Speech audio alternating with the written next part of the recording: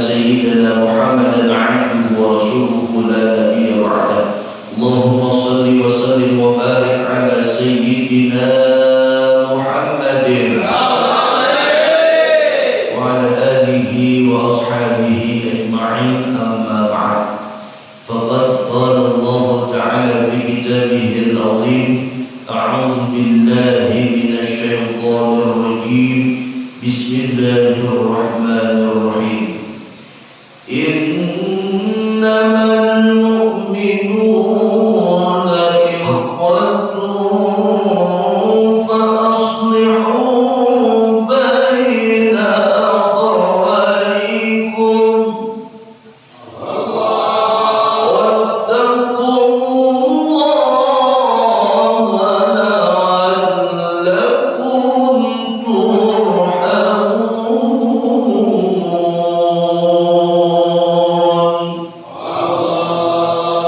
Ayat surat Allahul Aliyyil Azim. Saudara sekalian, jamaah musalla al-hidayah yang dimuliakan oleh Allah Subhanahu wa taala, kalimat yang pantas kita ucapkan untuk mengawali perjumpaan kita yaitu adalah kalimat tasyakkur, hamdalah, alhamdulillah rabbil alamin.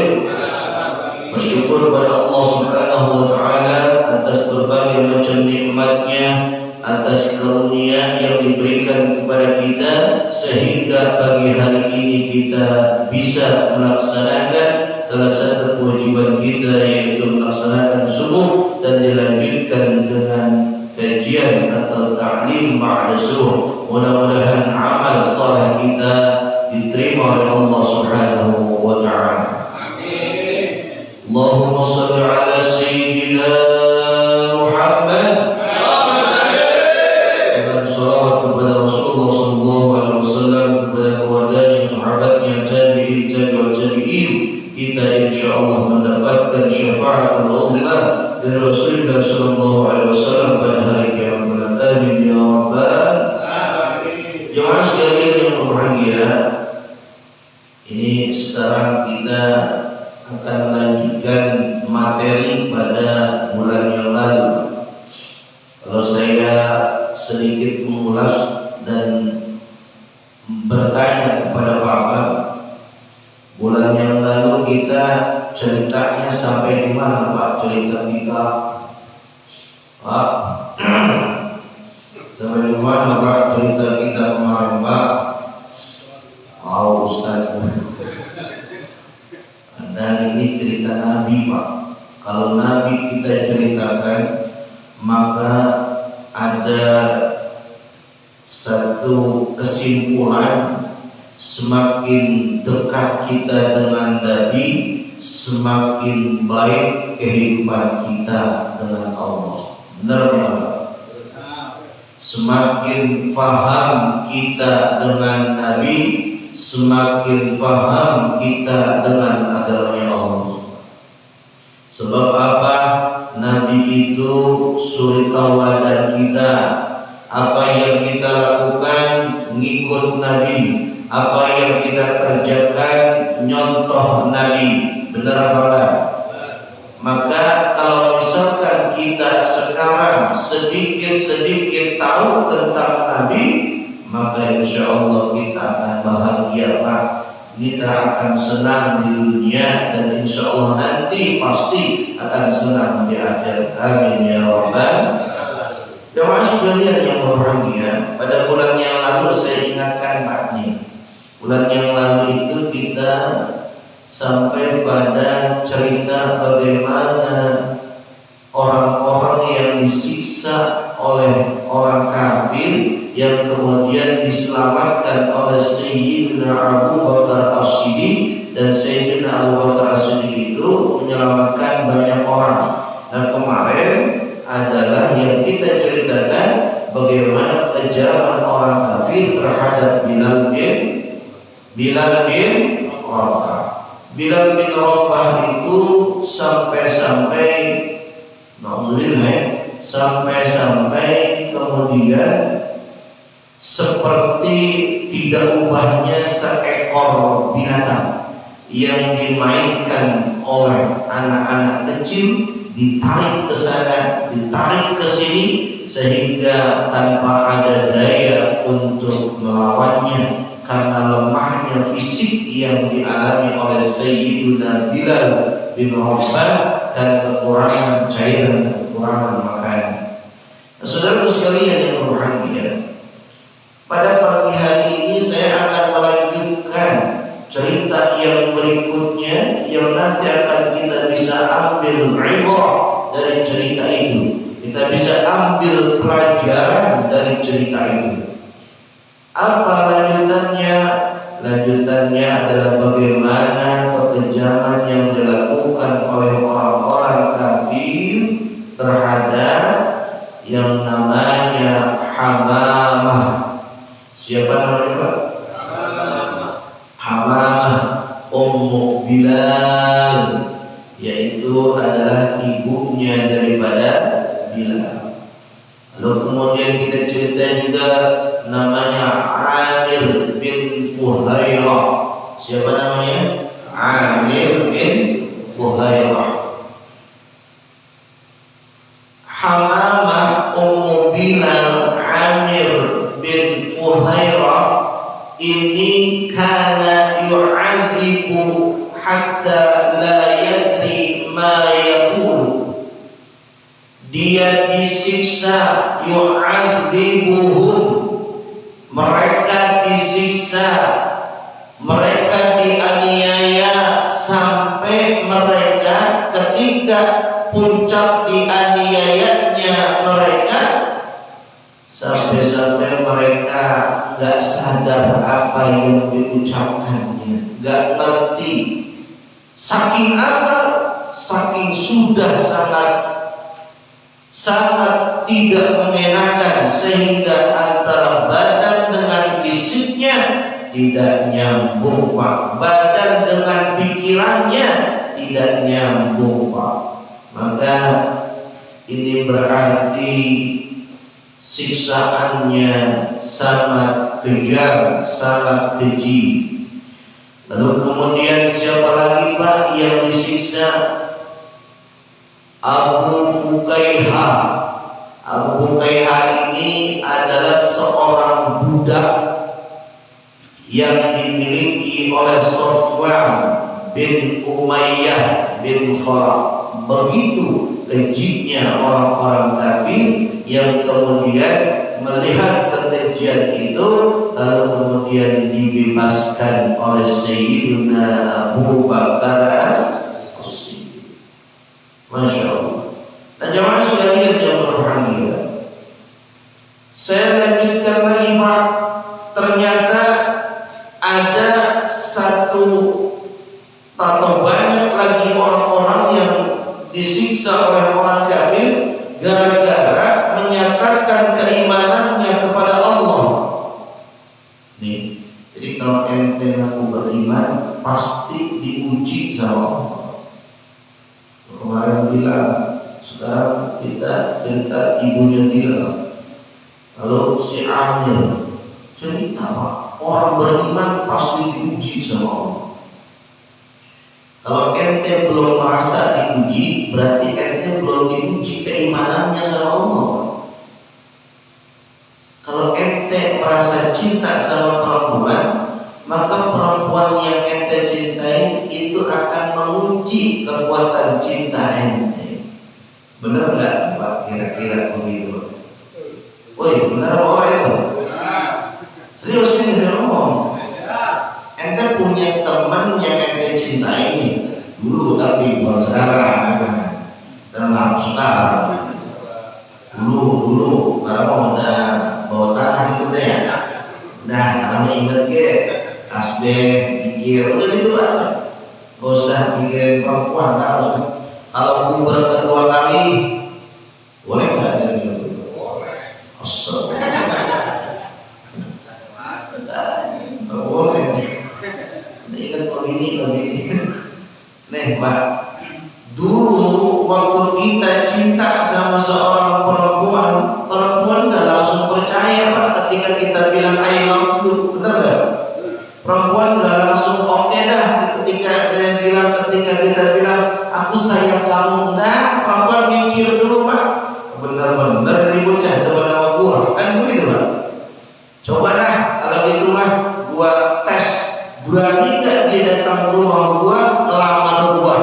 begitu ya. Kalau ente cinta sama saya kan begitu. Kalau kamu sayang sama saya, kau daki gunung yang tinggi aja begitu. Iya. Lautan luas kau seberangi kan begitu kan? Berani nggak melakukan itu? Kalau orang yang benar-benar cinta, neng, jangankan cuma gunung aku daki, neng, jangankan cuma lautan aku seberangi, kau belah dadaku untuk membuktikan cintaku kepadamu, maka aku ikhlas menerimanya. Benar nggak? Ente pernah ngomong gitu sama bini ente dulu? Oh, enggak. Pantes berantem mulu. Jadi yang namanya cinta, Pak, itu butuh pembuktian. Kita cinta sama Allah itu butuh pembuktian, Pak. Cinta itu sama dengan iman, iman sama dengan cinta. Kalau kita ngaku beriman, harus cinta sama Allah. Benar nggak? Kalau orang cinta sama seseorang, Pak, ucapan orang yang dicintainya pasti diikutin. Perintah orang yang dicintainya pasti dilaksanakan, Pak. Benar apa enggak? Waktu bini ngidam, Pak. Tahu ngidam, Pak? Itu bini ngidam kan mintanya apa, Pak? Kalau bukan bini gua turutin. Lama-lama, Pak, minta makan es lagi. Malam-malam saya Pak, bini saya ini bukan cerita orang lain.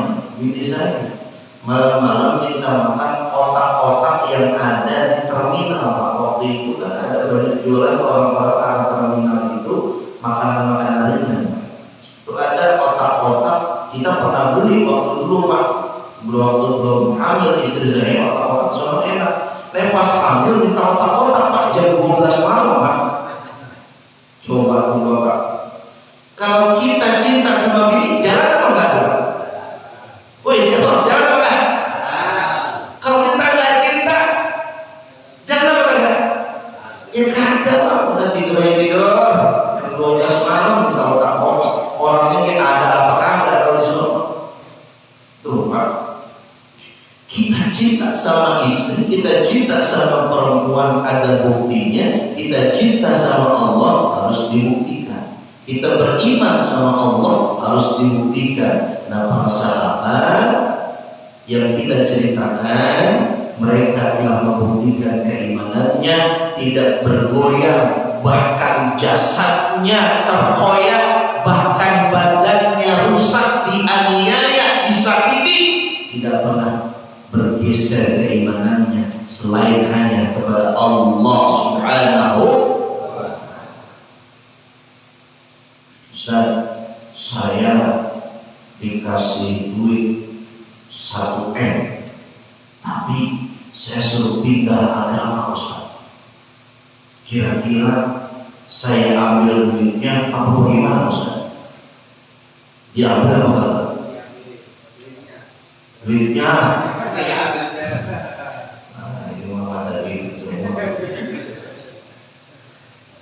Kalau orang beriman, Pak, kalau zaman dulu kan ujiannya sampai sekarang sama, Pak. Ujiannya sama, Pak. Pertama, kalau orang beriman, Pak, diuji dulu, Nabi juga diuji dengan 3 hal ini, Pak. Pertama, perempuan. Nabi dulu ditawarin suruh berhenti pada uangnya. Tawarin perempuan, Muhammad, nah, gak usah ente dakwah lagi, gak usah ente itu larang orang menyembah patung, menyembah berhala, gak usah. Udah, ente mau gak nih anak saya kasih buat ente? Cakep, cantik. Nanti saya kasih bagian dah bagi ente kalau ente mau. Kata Nabi, enggak, saya mau. Kalau ente enggak mau anak saya, udah, saya punya jabatan, ambil jabatan saya buat ente, silahkan. Kata Nabi Muhammad, enggak, saya enggak mau. Kalau saya ini punya tanah, nih, kita lihat kan, saya punya tanah banyak. Ente ambil tanah saya, ente ambil harta saya, silahkan. Tapi ente berhenti dakwah Islam kemana-mana. Mau nggak Muhammad? Kata Nabi Muhammad, enggak, saya enggak mau. Jadi memang ujian keimanan itu kan awalnya pelan-pelan,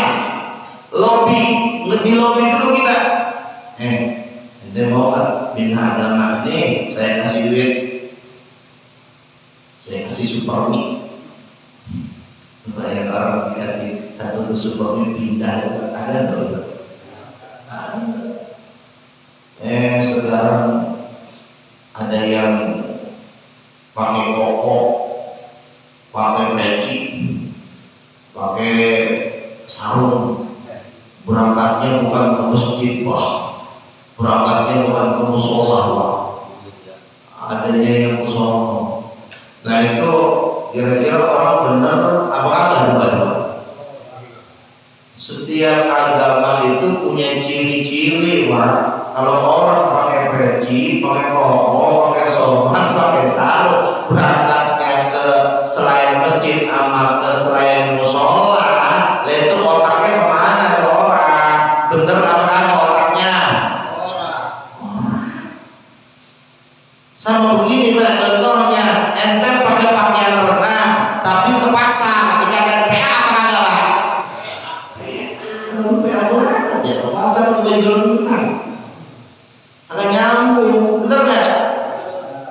Ya Allah, ini kalau bahasa saya itu termasuk termasuk yang menistakan sebenarnya, nggak boleh begitu.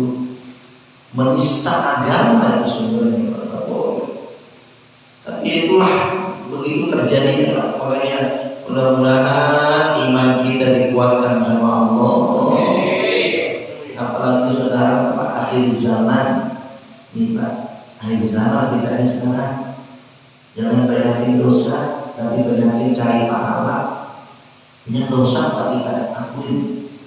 Dan itu kita akhir zaman ini Pak, luar biasa ujian keimanannya. Jangankan masalah-masalah yang berat Pak, masalah ringan aja bisa geser keimanan kita. Masalah ringan. Oleh mudah-mudahan kita dengan belajar ini, dengan ngaji setiap bulan ini, insya Allah menjadi wasilah kuatnya iman kita, kuatnya amal soleh kita, dan insya Allah kita selamat keimanannya. Amin ya Rabbal. Itulah. Ada lagi nih Pak, orang yang dianiaya ada lagi Pak. Imra'atun tusamma zanirah, seorang perempuan namanya siapa? Namanya Zanirah. Adzabat, disiksa. Zanirah ini dia dianiaya gara-gara membela, menjaga keimanannya, hatta sampai ainuha, matanya kagak ngeliat lagi Pak. Artinya matanya diapain Pak? Tidak Pak, matanya dicolok, matanya dirusak. Coba kira-kira sadis apa gitu Pak?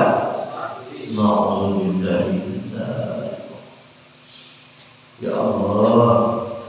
Nah, ketika matanya kemudian tidak mampu melihat lagi, falam yazidha dzalika illa imanan, maka tidaklah ada yang berkurang dari keimanannya, tidaklah kemudian berkurang dari keimanannya, bahkan bertambah keimanannya kepada Allah Subhanahu wa taala. Takbir.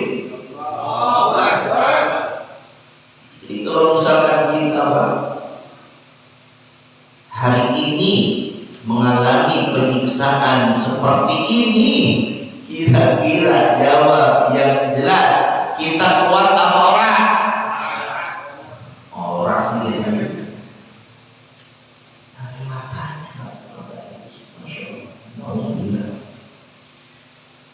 Wa kana Abu Jahal yaqulu, dan Abu Jahal berkata, apakah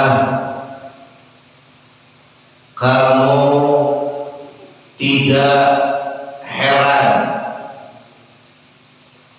ya, apakah kamu tidak heran kepada mereka dan pengikut-pengikut mereka?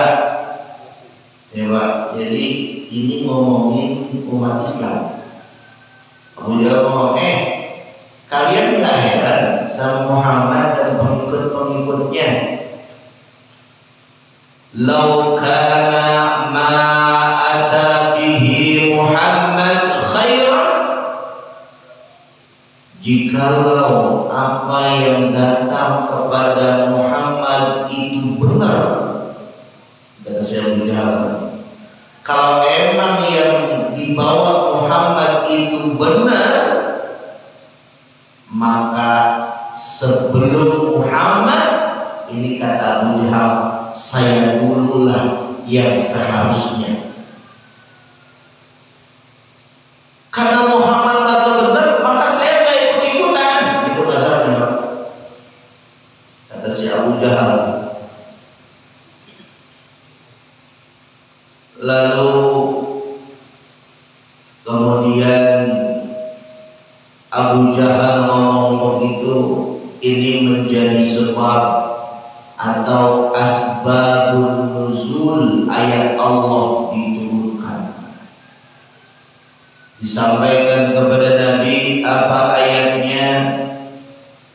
Wa qala alladziina kafaru lilladziina aamanu law kana khairan ma sabaquna ilaihi wa in lam yahtadu bihi fasayaquluna hadza ifqun qadimun. Ini ayat menggambarkan ucapan si Abu Jahal.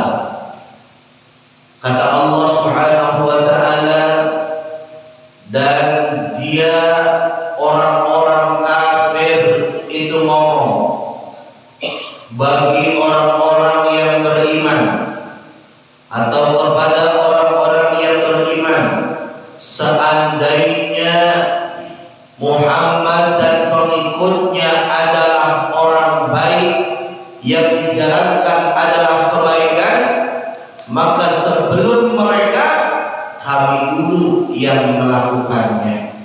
Ini kata Abu Jahal dan kawan-kawannya. Kata Allah, hei Abu Jahal, karena kamu itu enggak dapat hidayah, makanya ngomong begitu. Kalimatnya wa illam yahtadu. Dan ketika Abu Jahal dan rombongannya kagak mendapatkan hidayah dari Allah Subhanahu wa taala, maka mereka menguatkan ucapannya, mereka menegaskan kalimatnya, hadza ifkun qadimun, ini adalah dusta yang lama, dusta orang-orang terdahulu atau cerita orang-orang terdahulu. Dongeng Pak, kasarnya begitu. Katanya Al-Quran itu dongeng katanya. Biarin Pak, dia mau ngaji Pak, biarin Pak, biarin mau ngaji dia. Ini tahu ngaji ini tahu, Ustaz tahu, boleh. Saya kalau dengar dia Pak, cuekin saya. Tapi bagusnya anak pemberani, nggak malu-malu. Mudah-mudahan nanti menjadi dai Pak. Bapaknya sekolahin, jangan disoleh. Menjadi dai Pak. Nah jamaah sekalian yang berbahagia Pak, itu Pak. Jadi bahkan Allah menyatakan hal itu Pak. Kalau ada orang yang ngomong tentang dakwah kita, ngata-ngatain kita, ngejelek-jelekin kita, selama kita masih benar, tenang, Allah akan bersama kita. Kalau misalkan kita cuma diomongin Abu Jahal ngomongnya kecil bagi Nabi Muhammad dan pengikutnya, gak ada apa-apanya. Kalau ente bilang ke saya sesat, kecil, apa-apa saya bilang sesat kan gitu. Dulu Nabi Muhammad dikatakan tukang bohong, lain jelas. Nabi Muhammad dia Muhammad cuma cerita orang-orang dulu doang sampai itu. Nah, ketika kita dakwah kemudian ada argumentasi terhadap diri kita yang negatif, maka kita tidak usah membahasnya, cukup dengan kita ucapkan alhamdulillah. Kenapa? Karena berarti semakin banyak tantangan, semakin tinggi derajat kita ujian keimanannya dalam berdakwah kepada Allah Subhanahu wa Ta'ala. Saudara sekalian yang berbahagia. Lalu kemudian Pak, ada lagi Pak, wa mimman a'taqa Abu Bakar, dan orang-orang yang membebaskan oleh Abu Bakar, ada lagi Pak nih, dibebaskan oleh Abu Bakar. Ketika itu Abu Bakar membebaskannya dengan membelinya budak tersebut.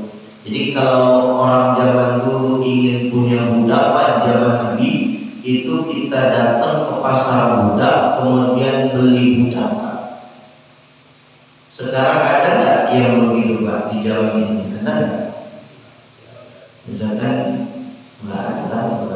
Tapi saya kemarin ada baca atau nonton, ada di sebuah negara orang itu bisa dibeli Pak, ada pasar perdagangan orang. Apa namanya itu? Kalau ilegal logging itu apa namanya? Jual beli terlarang ya. Jadi kalau jual beli orang apa namanya?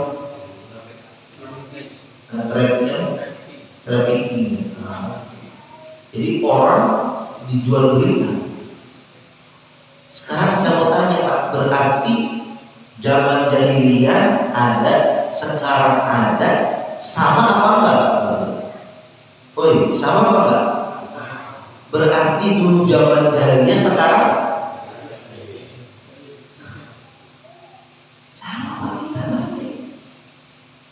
kalau dulu zaman jahiliyah dulu, sekarang zaman jahiliyah modern Pak. Dari zaman dulu ada yang namanya prostitusi, ada pada zaman dulu Pak. Perempuan tidak ubahnya seperti pakaian, dipakai, dibuang, dipakai, dibuang. Sekarang ada nggak perempuan yang begitu Pak? Ada. Banyak kan ada. Kita tahu. Berarti ini jahiliyah lagi Pak, jahiliyah modern. Kalau sekarang kalau melihat perempuan-perempuan itu nggak perlu datang ke satu tempat, langsung di depan kita ada disediakan, namanya prostitusi online. Astagfirullah. Makanya Bapak, handphone anak-anak Bapak hati-hati. Bapak-bapak dengerin nih, handphone hati-hati anak-anak Bapak. Tahu punya handphone nggak tahu? Beliin tahu? Enggak, maksudnya batasi buat belajar. Bapak harus belajar, tapi kalau buat hiburan-hiburan jangan. Udah, karena di situ tidak ada remnya Pak. Yang ngerem kita sendiri. Kalau kita nggak bisa ngeremnya, waduh bahaya banget Pak. Iya Pak. Pengalaman ini. Jemaah sekalian yang berbahagia, ada lagi Pak, siapa Pak itu yang dibebaskannya? Ummu Unais. Ummu Unais ini Pak adalah pembantunya atau apa namanya? Budak perempuannya daripada Bani Zahra. Wa kana yu'adzibuha al-aswad ibnu Abdul Yaghuth, dan dia pernah disiksa oleh si Aswad. Jadi kalau kasih nama bapak jangan si Aswad, Pak, boleh. Ini berarti orang yang kejam, karena kerjaan dia adalah menyiksa perempuan yang namanya Unais, Unais. Dilihatin wajah-wajah yang ikhlas, mana yang ikhlas? Senang. Masya Allah. Jadi Unais ini disiksa sama si Aswad, Pak. Wa mimman 'adzaba atau 'udziba fillahi Ammar bin Yasir. Nah ini Pak cerita yang sangat terkenal. Bapak pernah dengar coba cerita Ammar bin Yasir? Pak pernah dengar nggak? Pak pernah dengar? Ammar bin Yasir itu Pak, dia mempertahankan keimanannya, disiksanya luar biasa sampai-sampai dia Pak, sampai-sampai dia mengucapkan kalimat kekafiran, Pak. Saya nggak kuat disiksa, kata orang kafir. Kamu mau menyembah Lata, Uzza, Qubal, Manat? Akhirnya dia bilang, iya, saya mau menyembah. Pak, nanti ini cerita-ceritanya nanti Pak, biar Bapak penasaran juga ya. Ternyata begitu kejamnya lagi mereka terhadap pengikut-pengikutnya Nabi kita Nabi Muhammad Sallallahu Alaihi Wasallam. Saudara sekalian, wa akhuhu wa abuhu wa ummuhu, yang disiksanya bukan si Ammar saja Pak, tapi siapa? Saudaranya si Ammar, bapaknya, ibunya si Ammar disiksa. Kanu yu'adzibuna bin nari, mereka disiksa, mereka dianiaya dengan apa? Dengan api. Binar, dengan api. Kira-kira diapain Pak? Dibakar atau diapain? Dibakar. Kalau ini tema kembar ya. Mangga ikan, mangga jagung, jengkol dibakar. Disiksa Pak. Famarra bihim Rasulullah sallallahu alaihi wasallam. Lalu ketika si Ammar, saudaranya si Ammar, kemudian bapaknya si Ammar, ibunya si Ammar ini disiksa, Rasul lewat. Nabi lewat, Nabi melihat lewat. Ketika Nabi Sallallahu Alaihi Wasallam melihat, faqala, maka Nabi ngomong, isbir, sabarlah, sabar. Karena saat itu umat Islam tidak punya kekuatan. Umat Islam masih dalam posisi tertekan, lemah, tidak punya daya apa-apa untuk bisa menandingi mereka, tidak bisa. Lalu kemudian Rasul Sallallahu Alaihi Wasallam berkata, wahai Yasir, sabar. Sesungguhnya Allah menjanjikan kepada kalian surga. Kata Nabi, sabar Yasir. Allah sudah siapkan surga untuk kamu Yasir dan keluarga kamu. Jadi kalau kita mendengar ucapan Nabi demikian, orang-orang yang bersabar ketika diuji dengan keimanannya, diuji keimanannya dengan Allah Subhanahu wa taala, itu surga Pak, jaminannya dari Allah. Surga. Besoknya Pak, besok 2023 2024 itu banyak ujian keimanan.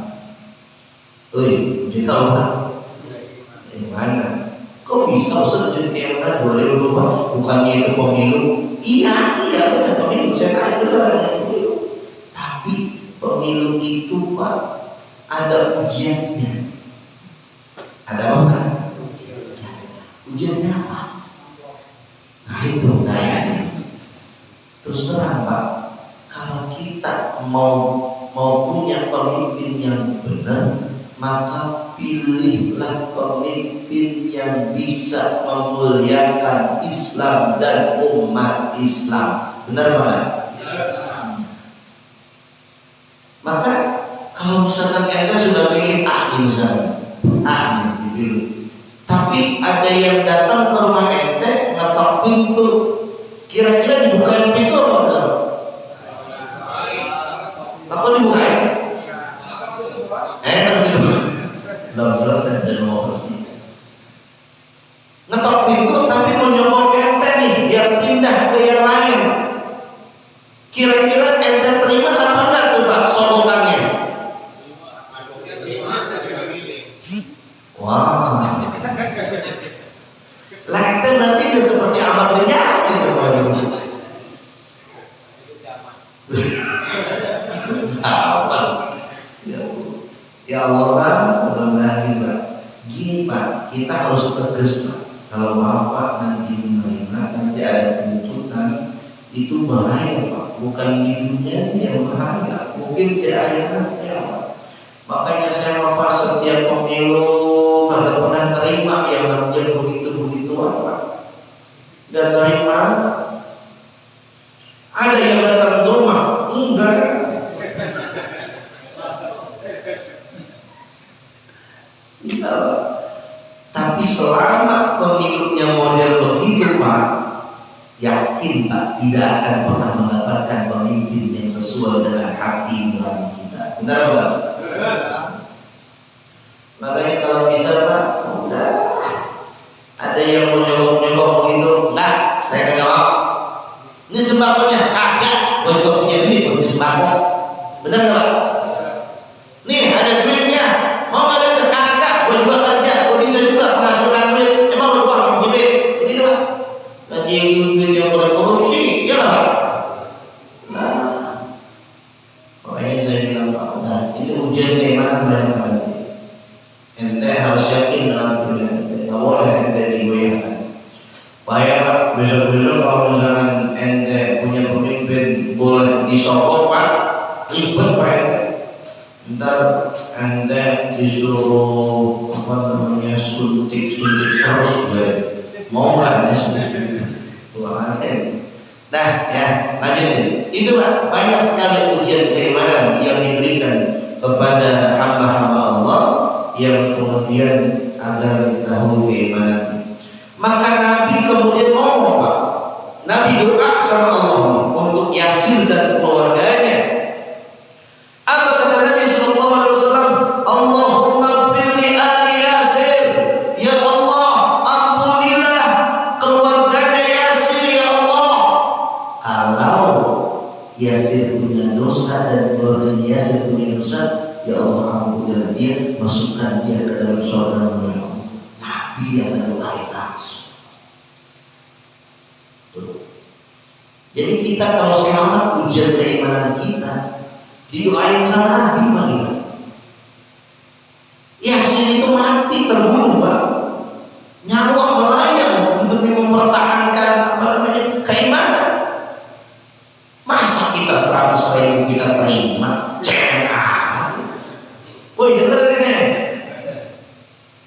Ya Allah, Ustaz kan bangun pondok ya, butuh tanah enggak? No, pakai tanah saya. Ada 1.000 meter kan, ada 1 hektar masuk. Udah buat ente aja, tapi ente coblos saya ya, dan jamaah ente aja coblos saya. Mau enggak? Kira-kira saya terima apa enggak? Kagak. Mendingan saya bebasin ente mau pilih sama terserah. Benar enggak? Daripada hasil sama saya nggak boleh Pak mengarahkan karena saya PNS dulu, PNS netral, gitu. Makanya alhamdulillah kalau saya nggak pernah ditanya nama siapa-siapa, nggak pernah. Emang dia tahu saya PNS, gitu. Kan begitu. Dan dalam ceramah saya juga saya netral, insya Allah, karena saya nggak pengen masyarakat terbelah dengan hal itu. Saya cuma saya arahkan yang bagus, yang mana silakan pilih sendiri yang terbaik. Dan jemaah sekalian yang berbahagia. Nah, ketika Nabi sudah menjamin dengan doa beliau kepada Allah Subhanahu wa taala, maka waqad dan sungguh yang namanya telah terjadi penganiayaan tersebut kepada bapaknya Amr, ibunya Amr, famata, maka kemudian meninggal dunia, keduanya mati. Bapak sama ibunya meninggal. Gara-gara apa? Disiksa sampai meninggal.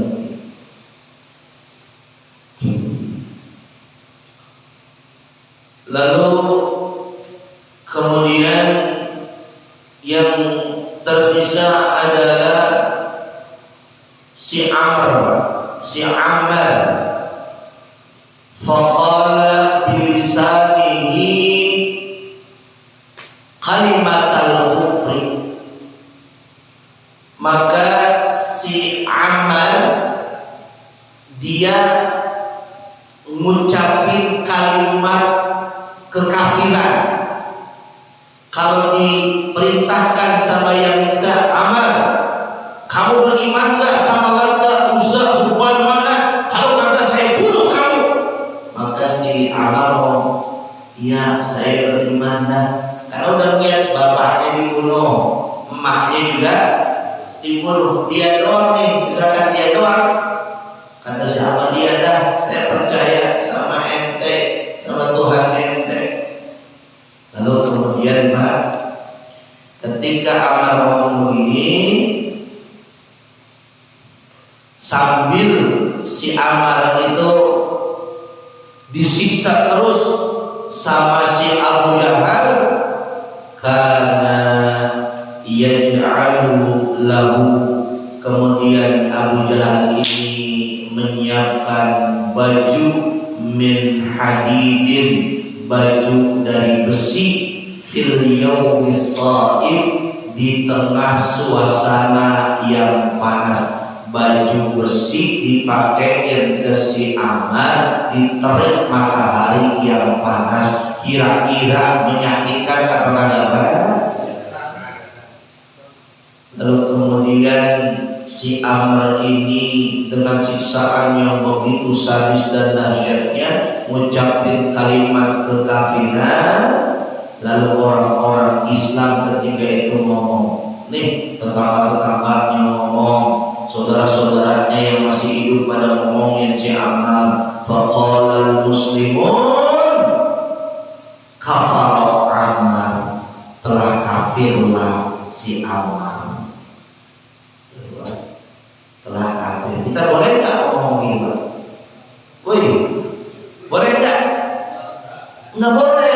Maka Nabi ngebantah pak omongan orang-orang ketika itu. Apa kata Nabi? Ammar itu imanan, Ammar itu penuh hatinya dengan keimanan, min fawqihi ila qadami, dari ujung rambutnya sampai ujung kakinya telah membuktikan keimanan kepada Allah Subhanahu wa ta'ala. Karena kejadian si Ammar ini Allah turunkan ayatnya. Wa anzalallahu fi sya'nihi istisna fi hukmil murtadi, kitabnya sehingga Allah turunkan ayatnya sebagai pengecualian. Nggak boleh kita mengkafir-kafirkan semua orang fi hukmil murtadi, pada hukum orang-orang yang murtad. Nah, orang yang murtad adalah orang-orang yang keluar dari agama Islam. Faqala, maka Allah Subhanahu wa taala menyebutkan di dalam surah An-Nahl. Surah apa? An-Nahl. Kata Allah Subhanahu wa taala, "Man kafara billahi min ba'di imanihi illa man ukriha wa qalbuhu mutmainnun bil imani walakin man syaraha bil kufri sadran fa alaihim ghadabun minallahi wa lahum adzabun azimun." Ya Allah, ini dalil menghukumi orang-orang yang murtad atau orang yang bolak-balik masuk agama Islam. Ini dalilnya. Apa kata Allah? Siapa orang yang telah kafir kepada Allah, siapa orang yang murtad setelah dia beriman kepada Allah, dia udah Islam Pak. Terus kemudian dia pindah agama Pak, ke lain Islam. Itu Pak, dia termasuk akan mendapatkan murka. Apalagi cuma di eneng-enengin perempuan. Nah, ya. Dan kalau pindah agama, gua kasih perempuan nih cakep nih, perawan lagi masukkan nih. Itu kalau cuma begitu doang Pak, itu Allah marah, murka. Tetapi bagi si amal dikecualikan. Amal ini kagak dieneng-enengin perempuan, kagak diapa-apain, kagak dikasih harta, kagak. Tapi dia disiksa luar biasa. Dia sudah mempertahankan keimanannya, bahkan ibunya sudah berkorban, bapaknya sudah berkorban, tinggal si amal.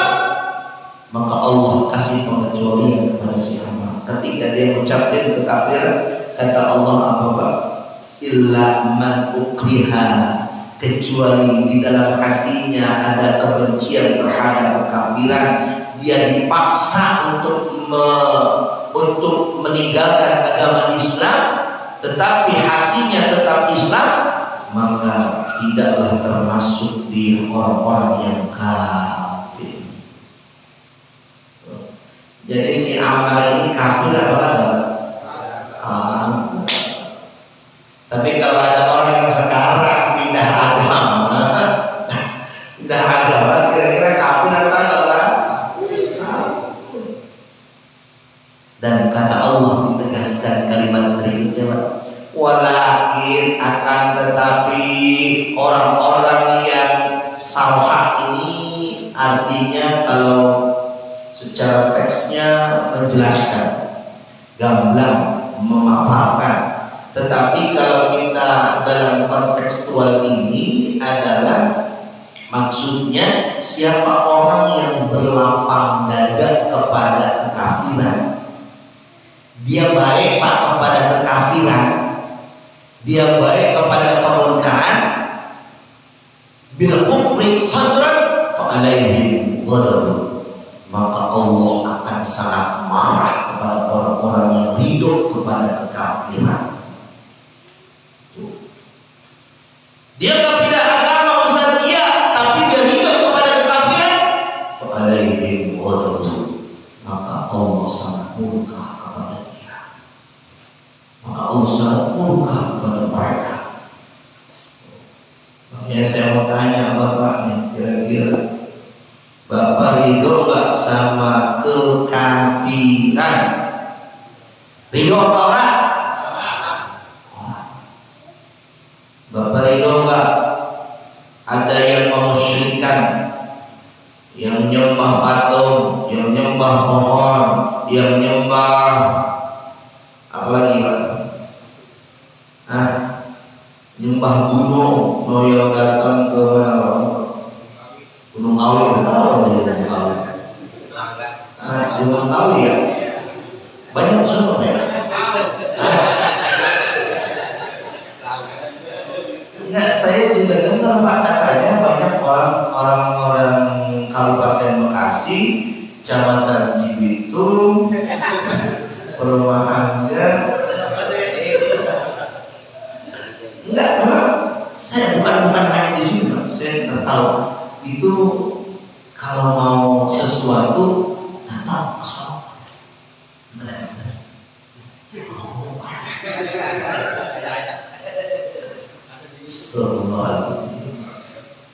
Kita seakan-akan hidup selama-lamanya di dunia Pak. Padahal kita itu hidup sebentar Pak, sebentar. Ada apa ini sebentar. Ente sekarang masih hidup belum tentu entah Pak, belum tentu. Ngapain kita numpuk harta yang banyak-banyak? Daripada Pak? Ngapain Pak kita nyimpen duit yang banyak-banyak Pak? Kalau ada anak yatim kasih. Kalau ada orang miskin minta kasih. Kita cuma sebentar saja Pak. Harta kita simpan di bank sebagai deposito uang kita di bank. Kita mati, siapa yang nikmatin harta kita? Ahli waris. Bini kita masih muda, tahun lagi dia. Bener gak Pak?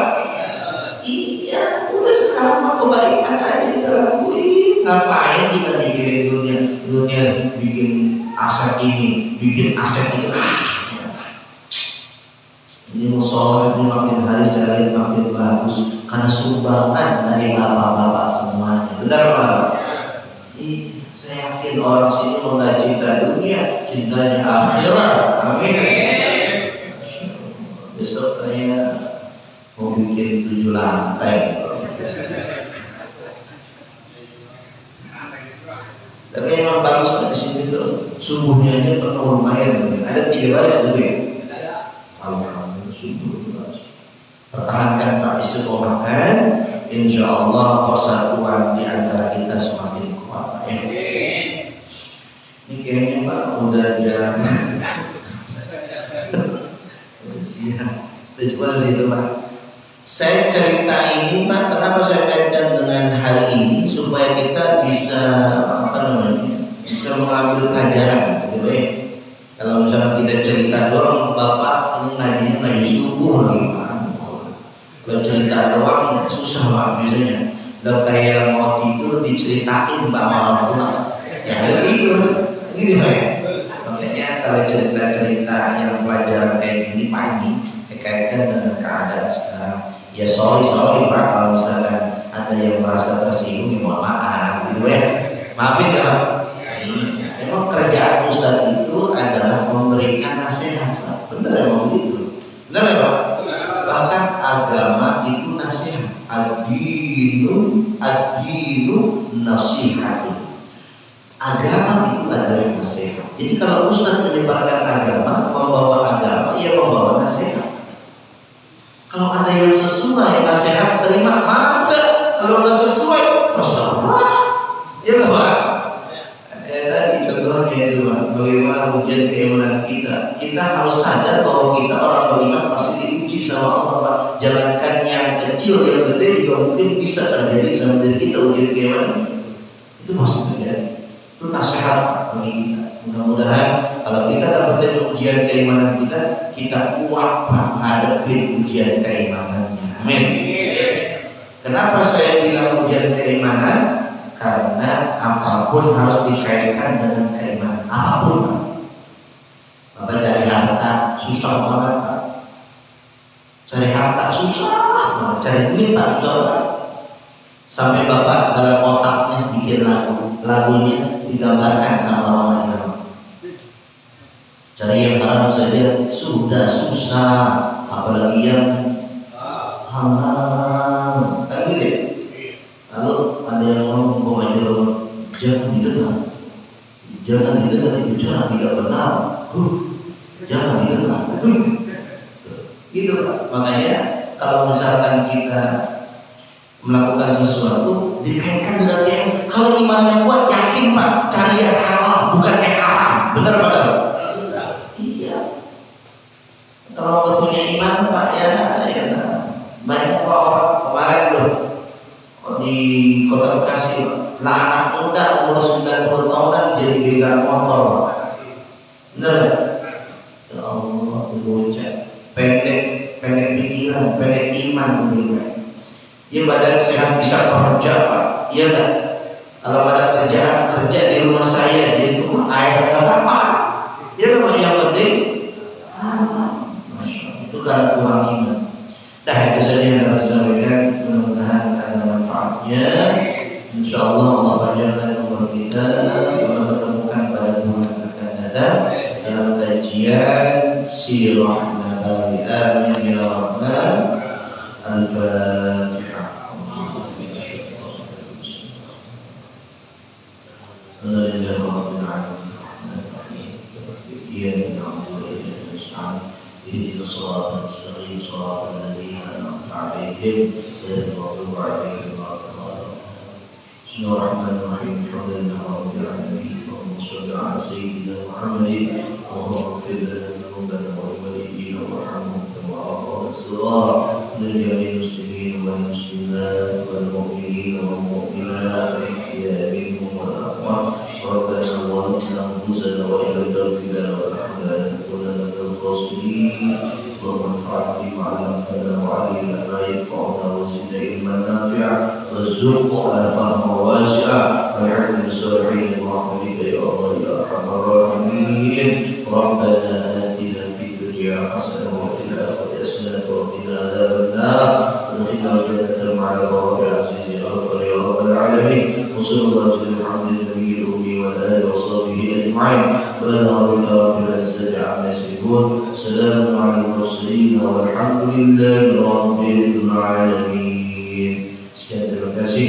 Allahumma shalli ala Muhammad ila aqwamit thariq. Assalamualaikum warahmatullahi wabarakatuh.